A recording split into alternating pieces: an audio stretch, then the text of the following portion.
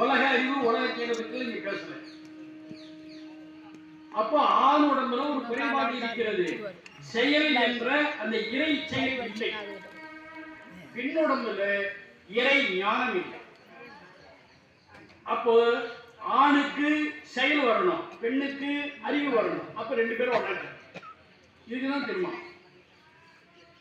இந்த அடிப்படையில் பேசுகிறார். ஆணே பெண்ணே, இப்படி ஆணும் பெண்ணும் சேர்ந்து இருந்தால் அதுதான் இன்பம். ஆனா ஆறு அமுதே. சிவலிங்கம் உள்ள இருக்கிறது, மேல வானம் கீழே ஆவுடை, சிவமும் சக்தியும். அதுதான் இன்ப நிலை. இன்ப நிலை என்பது அதுதான். அதைத்தான் இங்க சொல்ல ஆறு அமுதே. அத்தா அப்படின்னா தலைவன் அர்த்தம். எல்லா உயிர்களுக்கும் சிவபெருமா ஒருத்தன் தான் தலைவர். இவ்வளவு உண்மையை தெரிஞ்சு வச்சிருக்கிறேன், ஆனால் ஒன்னும் அடைய முடியும். என் நிலைமை என்ன? இந்த மாதிரி அடைய முடியாத நிலையில நான் இருந்த என்ன, நான் வாழ்ந்து என்ன, செத்தே போய் செத்தே போயிட்டு. அதெல்லாம் ஒரு ஏக்கம், ஏக்கத்தை அப்படி வெளிப்படுத்துகிறார். அப்புறம் சொல்லுகிறார், ஏன் நான் இல்லா நாயினேன்.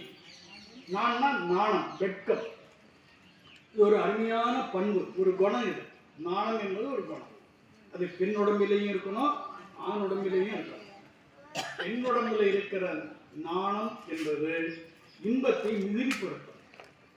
ஆண் உடம்புல இருக்கக்கூடிய நாணம் என்பது தவறான செயலில் ஈடுபடாமல் தடுக்கும்.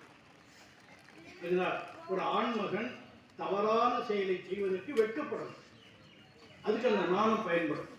ஆனா இது என்ன சொல்றாரு, ஏன் அப்படின்னு மூணு செய்யுங்க. அதுக்கு பேர் ஆற்றல், சக்தி என்று பொருள்.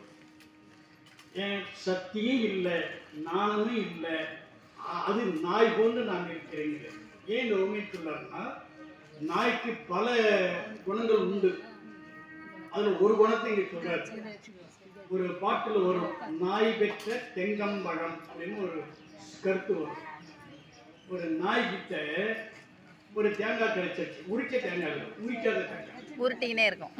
ஒரு தேங்காய் இந்த உரிக்கிற ஆற்றல் நாய்க்கு இல்ல, தெரியாது. அப்போ இந்த உருப்படாத ஒரு செயலை செய்கின்றோமே வெட்கம் உண்டாதற்கு அதுவும் கிடையாது.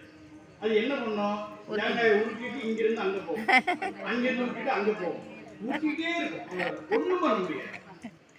அது போல இப்ப நான் என்ன பண்றேன், உலகத்துல இருக்கிறேன், எனக்கு எந்த சக்தி உன்னை அடைவதற்கு சக்தி இல்லை, வீணாக வாழ்ந்து கொண்டு எனக்கு வெட்கமும் இல்லை, நாய் மாதிரி இருக்கிறேன். ஏன் நான் இல்லா நாயினே, என் கொண்டு எழுகேன் எம்மானே. இந்த நிலையிலிருந்து நான் மீளணும், அதுக்கு என்ன வழி தெரியல, பெருவானே சொல்லுங்க.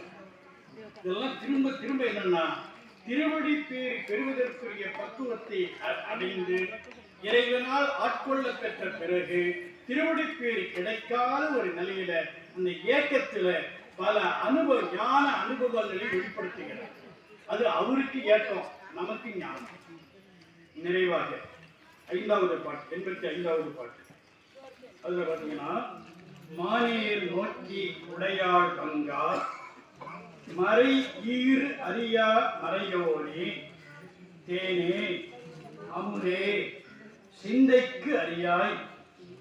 அப்புறம் சிறியேன் பிழை பொறுக்கும் போனே, சிறிதே கொடுமை பறைந்தே சிவமாநகர் குறுக போனார் அடியார் யானும் பொய்யும் புறமே போந்தோனே என்று முதல் பாட்டுல 81வது என்ன கருத்து சொன்னாரோ அந்த கருத்துல வந்து முடிக்கிறேன். இங்கே பொய் தானே சொன்னாரு, நான் பொய்யாகத்தானே இருக்கிறேன், அதே கருத்து இங்கே கொண்டு வருகிறேன். இந்த கருத்து என்ன, மானேர் நோக்கி உடையாள் பங்கா. மான் போன்ற பார்வை மருட்சி பார்வை, அது பெண்ணுக்குரிய இறை. இறையை அப்படி இருக்கிறார். மருண்ட பார்வையுடைய மானை போன்ற கண்களை உடைய இறைவி, அந்த இறைவியை தன்னுடைய உடம்புல ஒரு பாகமாக கொண்டிருப்பவன் இறைவன் என்று பேசுகிறார். என்னைக்கு பல இடங்களில் இப்படி அருளாளர்கள் சொல்லுகிறார்கள். அதனுடைய உள்கருத்தெல்லாம் நம்ம உணர்ந்து பார்க்கணும்.